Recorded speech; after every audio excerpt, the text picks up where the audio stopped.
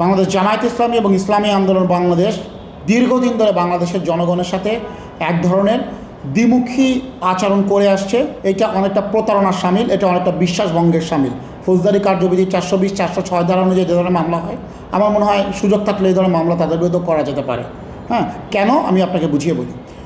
জামায়াত ইসলামী পক্ষ থেকে আনুষ্ঠানিকভাবে ঐক্যমত কমিশনে কখনো লিখিত আকারে দেওয়া হয় নাই যে আমাদের আলোচনার এজেন্ডাতে নিম্নকক্ষে নিম্নকক্ষ বলতে যেটা বর্তমান জাতীয় সংসদ রয়েছে সেখানে পিআরের নির্বাচনী আলোচনা হোক। ঐক্যমত কমিশনের প্রত্যেকটা বৈঠকে এনডিএমের মহাসচিব হিসেবে আমি অংশ নিয়েছি। একটা বৈঠকেও এই এজেন্ডা আলোচনায় ছিল না। এমত অবস্থায় ঐক্যমত কমিশনের মেয়াদ বাড়ানো হয়েছে। আলোচনা আমাদের একটা পর্যায়ে এসে শেষ হয়েছে। আমরা বাস্তবায়ন পদ্ধতি নিয়ে যখন আলোচনা করব তখন তারা রাজপথে এই ধরনের একটা দাবি নিয়ে গিয়েছে। যদিও তাদের আন্দোলনকে আমি ঠিক আন্দোলন হিসেবে বলবো না, কারণ প্রত্যেকটা জিনিসের একটা বৈশিষ্ট্য রয়েছে। আপনি যদি কোনো একটা যানবাহনকে বাস বলতে চান তাহলে একটা নির্দিষ্ট বৈশিষ্ট্য থাকবে। বাসকে আপনি নৌকা বলতে পারেন না, নৌকাকে জাহাজ বলতে পারেন না, জাহাজকে হেলিকপ্টার বলতে পারেন না। মুখে মুখে আন্দোলনের কথা বললে আন্দোলন হবে না, কারণ এই পদ্ধতি যেটা বাংলাদেশের মানুষ বুঝেই না, সেটা নিয়ে আন্দোলন খায় না মাথায় দেয়, তাদের এই প্রশ্ন আসবে। এটা একটা জামায়াত ইসলামের এক ধরনের কী বলবো, জাতির সাথে প্রতারণা বা বিশ্বাসভঙ্গতা বলবো, যেটা ঐতিহাসিকভাবে তারা অনেক আগেই করে আসছে, যেটাতে হাত পাখা দিয়ে বাতাস দিচ্ছে চরমনাই পীর সাহেবের দল। আমরা এই ঘটনাকে আমরা অত্যন্ত দুঃখজনকভাবে দেখছি। পদ্মা সেতু, মেট্রো রেল এবং এলিভেটেড এক্সপ্রেসওয়ে নির্মাণের গর্বিত অংশীদার বসুন্ধরা সিমেন্ট। আমরা পিআর নিয়ে একটা কথা বলি। নিম্নকক্ষে যে পিআরের দাবি তারা বলছে যে ভোট দিব 14 গ্রাম, এমপি হবে 20 গ্রাম, ভোট দিব সন্দ্বীপে, এমপি পাবো মালদ্বীপে। এটা রসিকতা করে বলে থাকে, তবে বাস্তবতা আছে। কারণ কি, বাংলাদেশের জনগণ এখনও সংসদ সদস্য বলতে বা এমপি বলতে তার এলাকার অভিভাবক বুঝে থাকে, যিনি এলাকার সকল ধরনের উন্নয়ন কর্মকাণ্ডের সাথে প্রত্যক্ষভাবে জড়িত থাকবে। এবং দেখবেন আমাদের নির্বাচনী প্রতিশ্রুতিতেও কিন্তু আমরা সেভাবে বলে থাকি এলাকার মানুষের জন্য আমরা কী করব।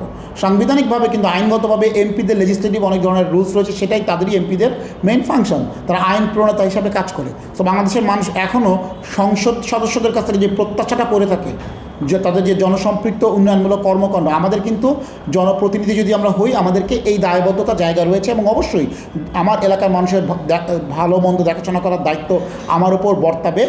যদিও আইনগতভাবে মানে আমাদের রুলস অফ বিজনেস বলেন বা আমাদের জুরিসডিকশন বলেন, কিন্তু ভিন্ন কথা বলা আছে। পরিস্থিতি যখন এরকম, সেইখানে পিআর পদ্ধতি নির্বাচন, যেখানে আসলে দলের নির্দিষ্ট তালিকা থেকে এমপি হবে, এক এলাকার জনগণ ভোট দিবে, কিন্তু সে জানে না তার জনপ্রতিনিধি কী হবে, এটা বাংলাদেশে আসলে চলবে না। এবং হঠাৎ করে এই দাবি যখন জামাত এবং ইসলামী আন্দোলন নিয়ে আসছে, তার মূল কারণ হচ্ছে বিশেষ করে জামায়াত ইসলামী। তারা ইসলামী আন্দোলন বাংলাদেশ তো আওয়ামী লীগ আমলে বেশ অনুকূল পরিবেশে রাজনীতি করেছে।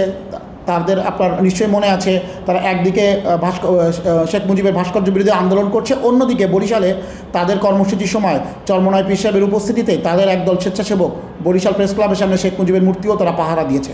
এই যে দ্বিমুখী আচরণ তারা করে, তারা জাতিকে ভুলভাল বুঝিয়ে ধরনের রাজনীতি করে আসছে। আর জামায়াত ইসলামের মূল ব্যাপারটা হলো, তারা দীর্ঘদিন স্বাধীনতার পর থেকে বলেন এত অনুকূল পরিবেশে রাজনীতি করার সুযোগ পায়নি। তারা যে কোনো মূল্যে ক্ষমতাকে চ্যালেঞ্জ করতে বা এখান থেকে সুবিধা আদায় করার জন্য তারা যত ধরনের কৌশল বা কূটকৌশল অবলম্বন করতে হয়, তারা এই ধরনের করে আসছে। যার একটা মাধ্যম হলো এখন এই পিআরের আলোচনাটা তোলা, যেটা সম্পর্কে দেশের সাধারণ মানুষ আসলে পরিষ্কার না। অনেকেই এই সম্পর্কে জানেন না, এবং এই পদ্ধতি বাংলাদেশের মানুষের প্রত্যাশাকে কখনোই পূরণ করবে না। জামায়াত ইসলামী এই দাবিটা মাঠে নিয়ে এসে ঐক্যমত কমিশনে তারা এটা তুলে নেয়। প্রথমত আনুষ্ঠানিকভাবে তারা এটা বলে নাই। তারা এখন ধোঁয়াশা তৈরি করে মানুষকে বিভ্রান্তের মধ্যে ফেলতে চাচ্ছে। এইটা তাদের ঐতিহাসিক ভুল রাজনীতিরই একটা বহিঃপ্রকাশ।